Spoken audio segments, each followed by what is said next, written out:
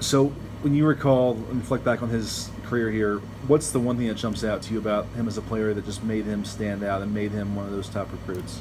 Competitor. I mean, Malik's an amazing competitor, and he he does he does it right. He prepares well. I think that when you when he's on the field, I think there is this. The thought process is that he's going to do what it takes to be successful and for his team to be successful and win. So I would think that's the number one characteristic that, or trait that jumps out at or jumped out at me. First time I met Malik was like he was in the 5th or 6th grade and he came to our football camp, and he looked like an athlete. And his dad came up and I met his dad and we talked, and his dad said he was planning on sending him to Alter. So he liked the academics, he liked the way the football program was run, and I watched Malik a little bit and it sounded like a good idea. Well, a couple years later, Malik's on the sidelines of the Fairmont game. We've got about 8,000 people. That's our big rival right here in Kettering. He's in like the 8th grade, and the game just starts, just getting started.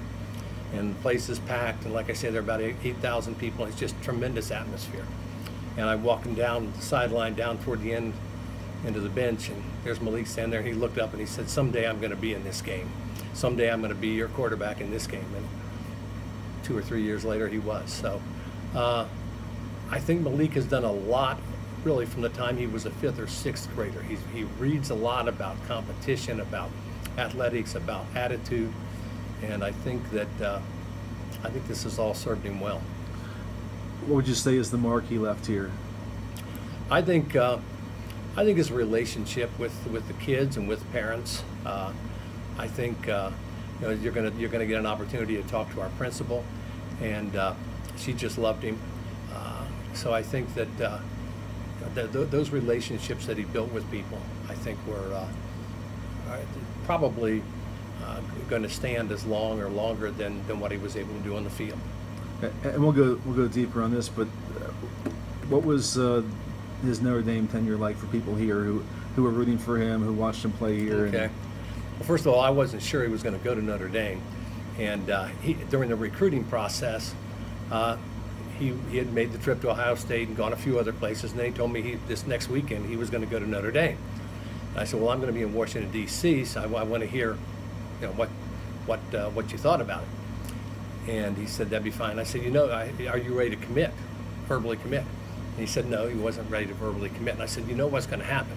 They're going to get you at Notre Dame. They're going to take you out and march you in front of that Golden Dome, and you're going to hear that victory march in the background, and you're going to crumble like a 2-week cookie, and you're going to verbally commit." Sunday night, I'm in D.C. We're coming back from Maryland, and sure enough, I get the call. Malik verbally committed to Notre Dame. But I think people, being this is a Catholic school and there's a lot of strong feeling here about Notre Dame, I think people were just really excited about his prospect of being the Notre Dame quarterback.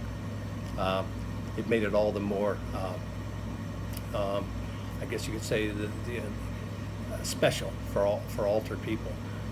It was a personal thing, and when things were going well for him, it was a great thing to watch.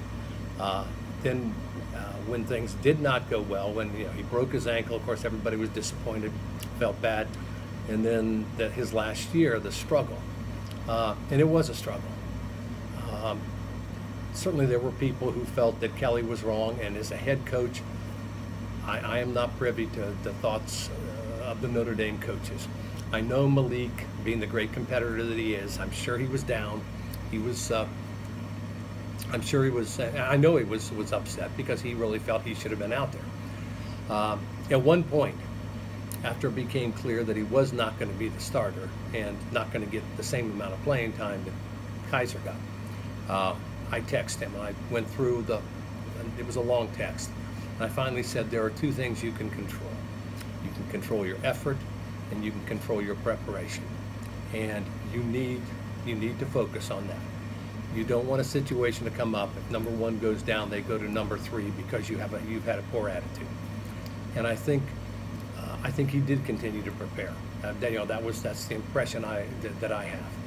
And I think having gone through this, his experience at Notre Dame has probably made him a stronger person.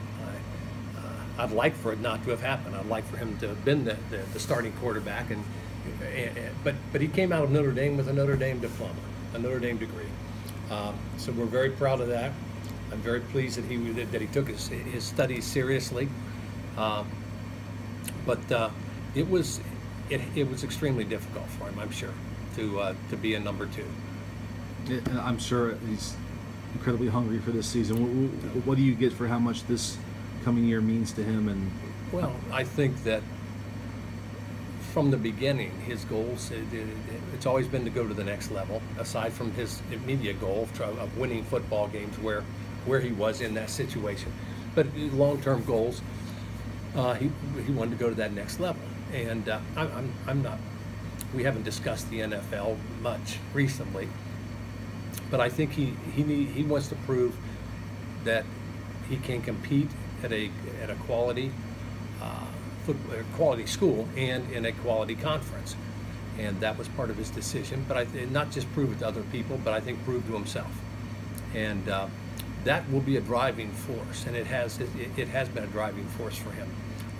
I know about the workouts that he's been going through down there in Arizona, and he's pretty focused.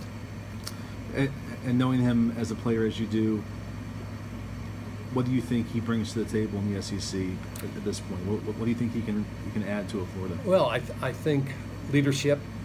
I think he's fearless.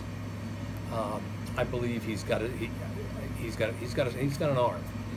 One of the toughest routes for a high school quarterback to hit is you go down and come across in front of the quarterback. If you're a little bit off either way, you're not going to complete it. High, low, ahead of him or behind him. It's just a tough pass. He was able to hit that here. He was able to look at receivers in high school and go from one receiver to another. It wasn't just one target. He could check down to the number 2 or even number 3. So I think he brings that ability to throw the football well. He's got a strong arm. Sometimes people said, well, they didn't think his arm was that strong. Every indication I've seen, this guy's got a strong arm. You look at his body, he looks like a strong man. So the other thing besides that is I do believe he's got the ability, when under pressure, to run the football, and he's a load. He'll pick up some yards with his feet. So dual threat, yes. I think that's and certainly. I like that idea of a running quarterback. I mean, let's face it, there are many people who still run the full house wishbone. We do, but we also run shotgun, so Malik had to learn both for us.